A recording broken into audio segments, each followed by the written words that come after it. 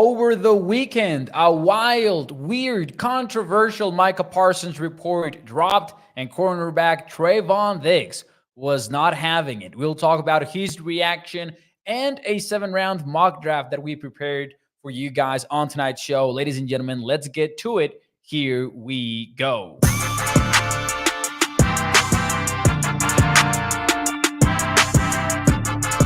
What is up, everyone, and welcome into A to Z Sports Dallas Primetime. I am your host, Mauricio Rodriguez, streaming with you live every Sunday through Thursday night at 8 p.m. Central here on Dallas On Demand Sports Talk Network with a lot more content coming your way. Make sure that you check out atozsports.com/Dallas. And as always, do me a favor and hit the like button for me if you enjoy the show. Welcome, everyone, on a Sunday night. It is a great night to talk some Cowboys football. And tonight, we'll get the week started with quite a bit of action that we witnessed during the weekend when there was a report hitting the streets on Micah Parsons and his attitude towards the team, or more accurately, the team's response to Micah's attitude. But it's a controversial report, and it's one that a lot of people have questioned the timing of it, right? Because Micah Parsons is finally eligible to negotiate a contract extension with the Cowboys, and many are trying to tie the dots together, and everyone is like, wait a minute, is this report coming out now because it's Micah's time for a new deal? Now, here's where it gets interesting. It's not that fans are going on these conspiracy theories. It's that it's actually Trevon Diggs kind of hinting at it on social media. So we'll get into Trevon's response. But in case you missed it, here is the segment from 105.3 The Fan that's led to all of this controversy. Let's take a listen here. I have heard from way too many people this offseason. Way too many. I'm talking about at least 4 different people that Micah has worn thin there.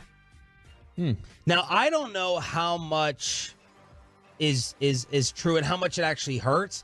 I don't know whether this is the behavior of a typical superstar. I don't know how damaging it is, but all I do know is this. I've heard from way too many people.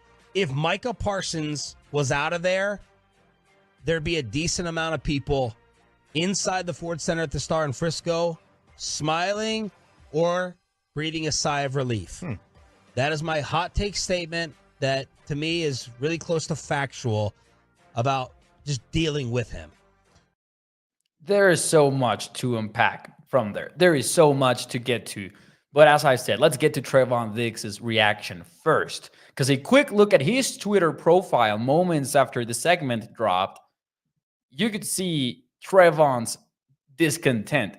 First and foremost, he retweeted Des Bryant, who straight up put it out there that he knew how this went. Right? He used, oh shit, I know how this go, SMFH. And then he tagged Micah, Des did, and said, this is what happens whenever it's time to get paid. Trevon Diggs went out and retweeted that, which is significant in my eyes. Like, that is not just Trevon having fun on social media. That is Trevon, who just recently got signed to a 5-year extension, which means he is very well aware with how the Cowboys operate, took to social media to support his defensive teammate. Then he followed it up with a couple of tweets, cryptic tweets, if you will. But first he said, that's that weird shit, shake my head. And then he followed it up with a who said it, and a set of eyes emojis. And man, I cannot blame him. I cannot blame him because it's such a weird timing for such a report. Like, when have we heard? Maybe during the draft process, there were some comments and some stories there. But when have we heard that Micah was anywhere close to being a problem within the Cowboys locker room? Not only that, in fact, we had only heard positive things, and not in the way of praising Micah's play only, because it's difficult not to do that, the way that he plays and how he, in only a matter of 3 seasons, he's already on a Hall of Fame trajectory. Like, if he keeps this up, he's going to end up in the Hall of Fame. And there's little reason to believe that he wouldn't keep it up. Uh, but the praise for Micah from teammates, from coaches, from executives is also about his mindset and his leadership. And we've heard about Micah talking to teammates about the sacrifices that they need to make in order to get to the Super Bowl. We've heard all about Micah's work ethic. We've heard about him adding weight and working with players like Andrew Whitworth and doing this and doing that. And we've heard all about Micah's hunger and desire to be great. Have we seen Micah unhappy after tough losses? Sure, but we haven't even seen something like when CeeDee Lamb was discontent with his target share. We never really saw Micah go out and call out a teammate or something like that. Now, I'm not knocking CD for going out there and saying what he said after the 49ers game, for instance. In fact, back then I supported him for doing so because I thought he was right. But my point being, we don't even have anything close to that relating to Micah Parsons. Now, do I think Shan Sheriff is making it all up? No, not necessarily. But if that is what he's hearing from the team, I'm more worried about the people saying that and the people indicating that they would be happy to let go future Hall of Famer, even if it's way too early. I think that's the trajectory that Micah is in. Somebody that in 3 seasons has consistently been in the conversation to be Defensive Player of the Year and remains in the debate of who is the best defender in football today.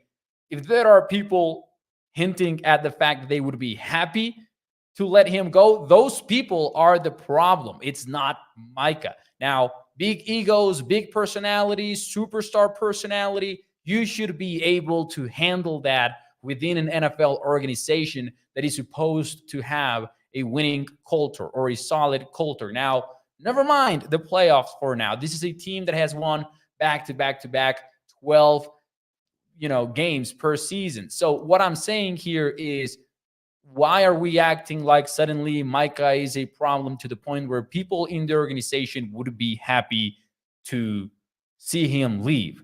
It's just so weird, and especially weird because of the timing of it and because you kind of start thinking about it. And shout out to John Williams, who currently is at Locked On Sooners, formerly with Inside the Star, and he's a part of Cowboys Twitter, one of the best people on Cowboys Twitter. He pointed out this is the same organization that handled Michael Irvin in the 90s, if we want to go all the way back, and not only Michael Irvin, but other personalities who signed Greg Hardy to a deal worth more than $11 million after he was found guilty of assault, among other things, and who has been in the middle of some Jerry Jones scandals as well. So what I'm saying here is, if we ask the question, is it fair to speculate that this is a poor attempt at a negotiating tactic from the Cowboys rather than a reality about where Micah Parsons is at in his standing within the team? I would say that it is absolutely fair to speculate on that. Now, I will admit that it is speculative from me because I don't think we can know for sure that this is where this is all coming from. But I honestly think it's just fair speculation given what we know, and given that in this same offseason, when it's time for CeeDee Lamb to get paid and for Dak Prescott to get paid, we've also heard Jerry Jones question CeeDee Lamb's worth, because recently he talked to reporters and kind of suggested that he needed to evaluate if paying CeeDee was worth losing out on 4 or 5 other players. And the same offseason, the Cowboys have been like, well, we don't need to get a Dak Prescott deal done. You've got the owner saying, I think Dak is one of those quarterbacks that can take you to the Super Bowl, but we don't need to get the deal done now. So when you put everything together, it is absolutely fair to think that Trevon Diggs, the Des Bryant, are onto something. This is what the Cowboys do when it's time to pay an NFL player, one of theirs. Now, I'm going to get to the comments now, and I'm going to get to this one first from Andre. I agree now with Micah that he isn't going anywhere. But again, is this what the Cowboys do to negotiate with players? And I do think, as TC915 is saying, like, I do think they're playing with fire right now. Because I do think that even though this is the way the Cowboys usually do things, I think there is a slight scenario, a small probability scenario, perhaps, where you're really alienating some of your top players at a time where you don't have anything resembling a long-term plan. That meaning, how much can they risk putting players in these positions, putting them on blast through the media, and have accepting the risk of one of them being like, you know what, screw it, I'm not sticking around, not when I don't know what the plan is. I don't know who's the coach, if you're bringing back the QB and all that. But ultimately, I do believe the likeliest outcome remains that the Cowboys re-sign everybody. They stick with Dak, CD, and Micah. And I do believe they can make it work through the salary cap. And I do think they know that as well. And that is perhaps the biggest reason why they're saving right now. Not because of salary cap constraints per se, but they're just bracing for those financial hits, maybe. Right or wrong. But for the most part, yeah, I think this is what the Cowboys do in negotiations, and they are not known or shouldn't be known for being proactive in deals when they're letting all of these deals happen at the last possible moment. But anyways, let's get to some more of your comments tonight. Ladies and gentlemen, thanks so much for tuning into the show. By the way, if you enjoy the content, hit the like button for me. Shout out to L Cool, who says, good to see you. Shout out to you, sir. We've got Mark Aaron. We've got Jack the Toxic Cactus with the happy birthday comment, which I had not seen in a while. Gregory says, Mo, it's not about skill or talent. It's about the money. Trek says, wonder who Diggs called out. I think it definitely was a call out to the front office, honestly. I think those tweets that we just saw earlier on the show were not a coincidence. I mean, that's why they were thrown out there back to back to back, starting by the retweet of Des Bryant saying that is what happens when the Cowboys need to negotiate and pay their players. Bruce says, it's really the offseason when our players are being thrown under the bus. And it sucks that we are relatively used to it. Shout out to Jeff Clark, who's also watching on Facebook. Isidro, and I might be missing a lot of other comments, but I appreciate you. We've got Dwayne as well here on the show. Thank you so much, everybody, for tuning in. Now, moving on the show, ladies and gentlemen, I did prepare a 7-round mock draft because I didn't want to have one of these negative conspiracy type shows on Sunday and just leave it at that. I wanted to have some positive energy to also start the week. So I said, you know what? We're going to put together a 7-round mock draft. And I put one together over the weekend, which I wrote about also for the website over at ADZsports.com. And using the PFF simulator, I think I kind of nailed it. I'm not going to lie. I think it was a little bit of luck as well, but I considered that the Cowboys had many steals in this 7-round mock draft. And I'm about to toss it up on the screen. Not a lot of drama tonight. Not a lot of drama. We're just going to get straight into it. First round, pick 24th overall.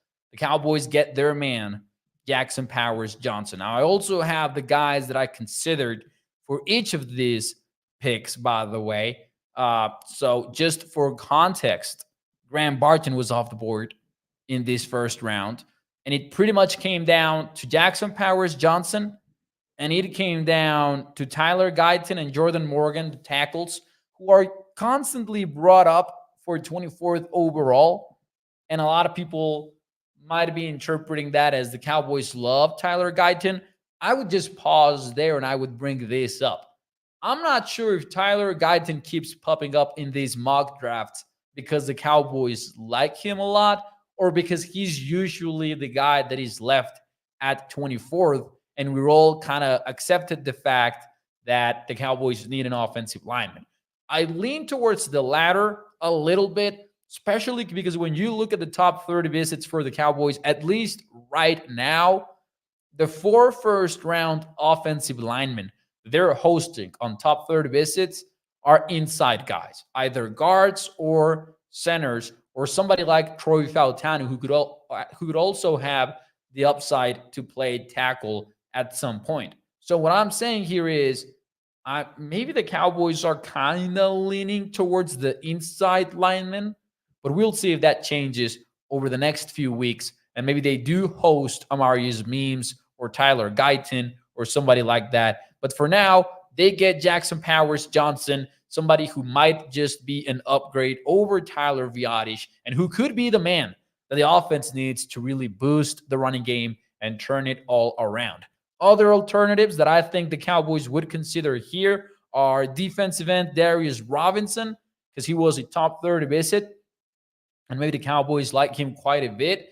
And as I've said before, if they're going to pull a shocker at the first round and not go offensive lineman, I wouldn't be surprised if they go that route because of a wide receiver. So maybe somebody like Brian Thomas, Adonai Mitchell, people of those, of that position.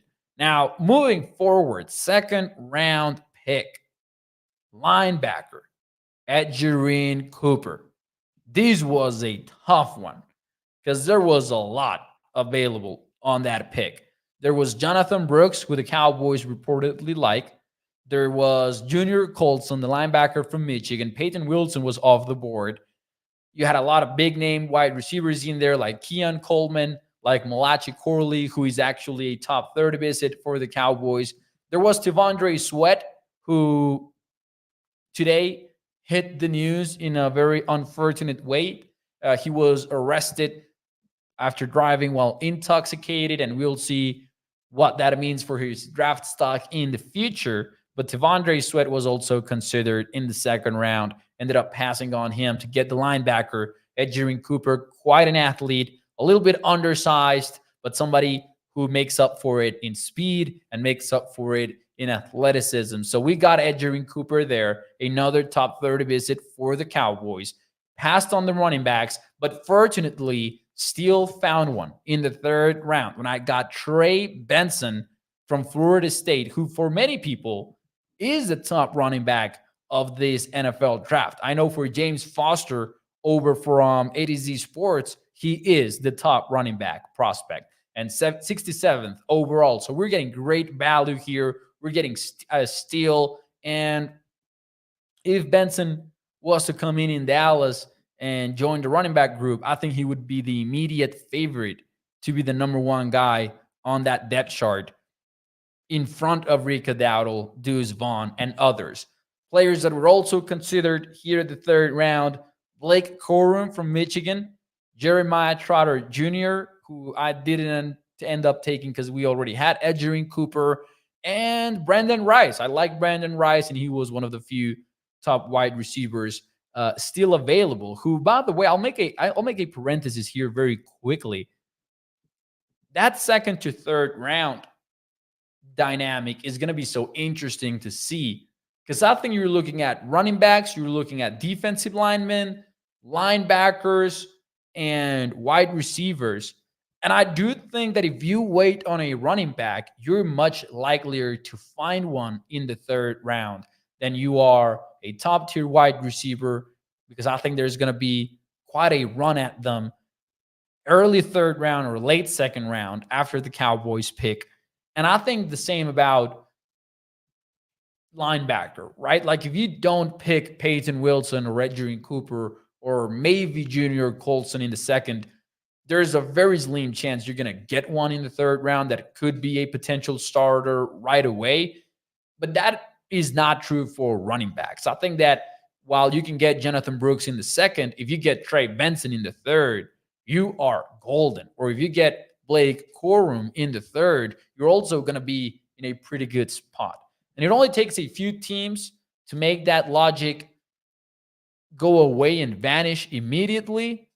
But I do think that's where we are at going into that second round. I think the Cowboys are going to have to play with that balance as to, yeah, I like Jonathan Brooks, but I can get so many other prospects here that I'm not going to find later. So that makes a lot of sense to me. Now, the Cowboys don't pick in the fourth round, but in the fifth, one of my favorite picks, Jordan Jefferson. Jefferson is a nose tackle, pretty raw, right? He's not a finished product, but I'm adding depth in a position where I seriously think the Cowboys are in trouble. Where you've got only Mossy Smith, who's not healthy and won't be healthy until training camp. And I've got Carl Davis. And that's the entire list for nose tackles. So adding Jordan Jefferson changes that a little bit, gives me more size up front, and I'm happy with that pick. Now, going to the sixth round now, this was a tough one because I considered Trevon Wallace, for example, in here. But first, I said, you know what? Brandon Coleman is not going to make it if I wait on him. So I picked Brandon Coleman. And for those of you who are not familiar with him, let me just say that on James Foster's board, who is our film specialist at ADZ Sports, Brandon Coleman is 135th. I'm picking him here at 216th. In the consensus board, he's 183. And this is somebody who, although he played tackle in college, is being projected by most people to play guard in the NFL because of his height mainly. But he does have the arm length to maybe risk it and have him try out a tackle as well. But here's a quote from James Foster that really sold me on Brandon Coleman. He's somebody that I haven't watched as closely, but highest athletic score of any offensive line in this class, stabs edge rushers with a sharp outside hand punch, good core strength and strong anchor, showed flashes of overwhelming power at the point of attack. Brandon Coleman is a day 3 guy that I would be looking at intently if I am the Cowboys, because even though I'm excited about TJ Voss and some other guys, I think you can never have enough offensive linemen. So Brandon Coleman, let's get one in there. That would be awesome.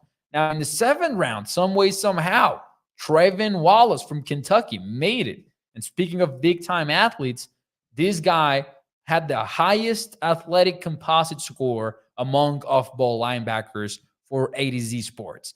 He's providing you with depth. He's a top 30 visit. He's a top 150 guy for the consensus board, and we're getting him in the 7th round. Trevon Wallace is an athlete, and he's quick and explosive. Give me Trevon Wallace. And in the 7th, perhaps another steal, Rasheen Ali, double deeping at running back. Now, Ali seems to be on the rise, so he's draft stock. He's a little bit blurry. I know Jim Nagy from the Senior Bowl recently described him as somebody that will be a day 3 steal for somebody in the NFL. And he kind of explained that you're talking about a running back that does not need it blocked. And if that doesn't get you excited, I don't know what will. Rasheen Ali, maybe a more explosive guy rather than somebody that you would want as a 3-down back.